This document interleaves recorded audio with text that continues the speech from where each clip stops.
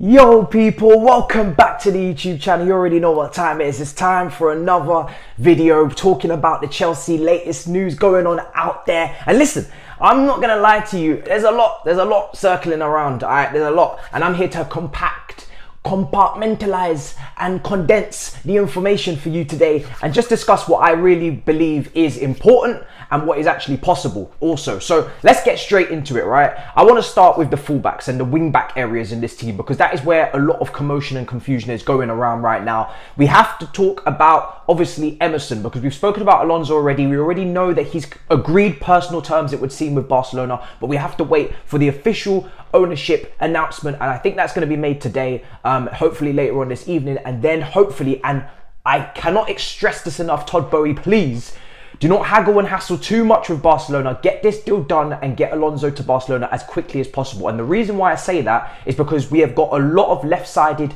wing-back players, full-back players, and it's actually creating a cluster and a congestion zone in that situation, in that area. And we cannot bring in players until we get rid of players. So, and we don't want to play about too much, because if Barcelona go and get somebody else, I actually don't know who is really in for Alonso. I only really see Barcelona. So we really need to just try and get that deal done, get him off the wage books so we have space in the squad to recruit. And even still, there is another player called Emerson who's taken up a spot as well. He was, of course, liked by Tuchel in January. He tried to bring him back from Lyon. Emerson decided that he wanted to stay in Lyon. Lyon obviously wanted to keep Emerson, so he didn't come in January. We ended up getting Kennedy instead. But now Emerson is back. Lyon have not gone with the official move to obviously pay the clause, so he's back with us again. Now, some people believe that potentially Tuchel may want to take a look at Emerson over pre-season and see if he's ready for the first team as a deputy to Chilwell next season. I'm hoping that, of course, he is sold to an Italian club. There are a few Italian clubs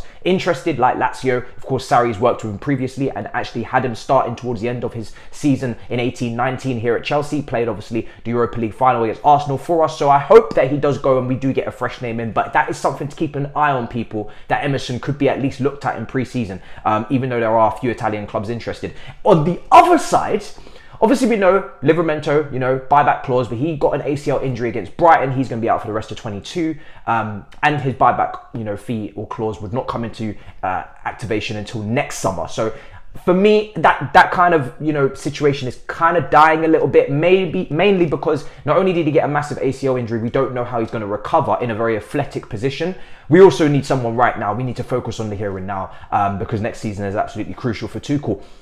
Hakimi, this guy is apparently reportedly unhappy at PSG. Hakimi has had his one season at PSG. He doesn't feel like he's being utilised to his maximum. He hasn't played his exact position that he would like to play, that he's played at Dortmund, that he's played at Inter Milan, more higher up in a wing-back or right midfield role, alongside the midfield line, where we would have played him if you came to us. But of course, you decided to choose happy wife, happy life, and went to Paris, and you didn't come to Chelsea in a formation and a system that would have suited you so perfectly. Now he's reportedly unhappy at PSG and would like to pursue other options. And they even say that the South American players are not talking to him. Listen, we can never confirm that, but Hakimi to Chelsea. Apparently Chelsea are keeping an eye on him as well as Dest as well. Listen, I'm not really sure, because Hakimi for me and this wing-back situation, this is why I was so gutted about Perisic yesterday joining Tottenham. I want someone that can play on both flanks, and I dug into it. He didn't play on both flanks at Inter Milan. He played all of his games on the right-hand side,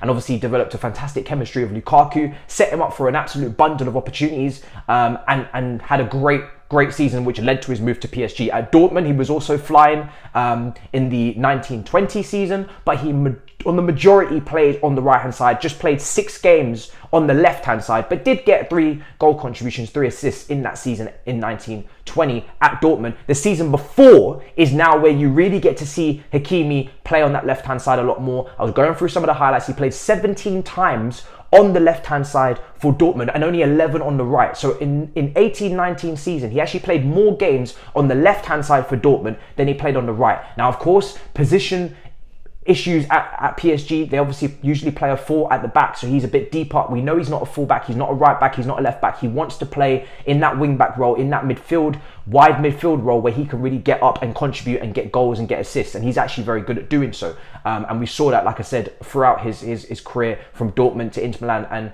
and throughout. So if he's capable of reigniting that form that he showed at Dortmund, and he did get a decent stat line on the left-hand side for Dortmund in an 18-19, if he can play on that left-hand side and provide competition for Chilwell and Reece James, then I'm very, very pro this move. I'm not butthurt over what happened last season. I'm going to let it go. Do you know what I'm saying? Yeah, you chose happy wife, happy life. It's not so happy you would like to reignite the fire. Okay, but on our terms this time, Hakimi.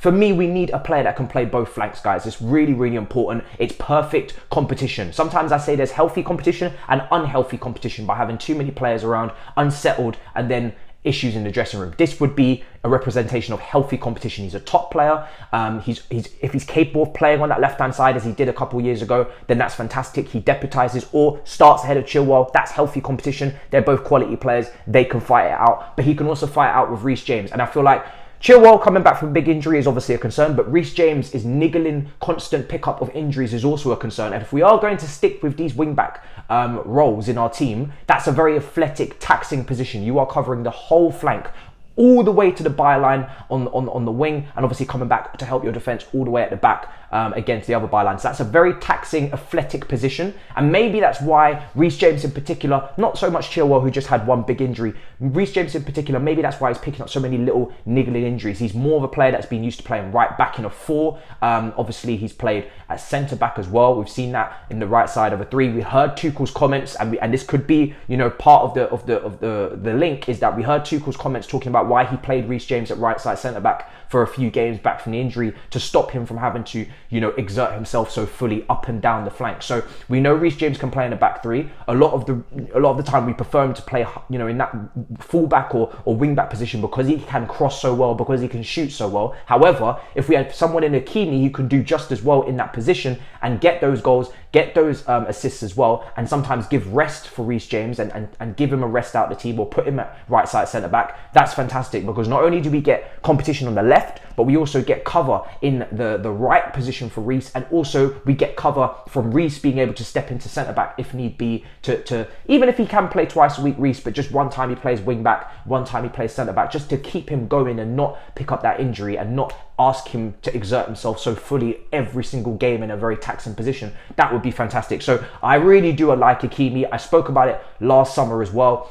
Obviously Livramento would have been another option if we didn't get Hakimi. Losing out on both was a disaster, because we know Tuchel wanted a right wing back. He wanted a wing back who could give competition to these two players, and we can see this season why that's so important. But Hakimi's a very good tactical option for Tuchel. Not a great guy in terms of the fullback position, so this would definitely push us into that 3 at the back formation. And a lot of the targets that we've been looking at, Basuma, Hakimi, these kind of guys, they do tell me that we're going to stick to this back 3, and obviously links to, you know, Galvadol and centre backs like that from Croatia in Bundesliga. It just screams back 3. It really does scream that we're going to stick to a back 3, and that's all we're seeing at the moment from these links. So we look at that. Also. Lukaku fired his agent. He's left PNP agency because Francesco Pastol.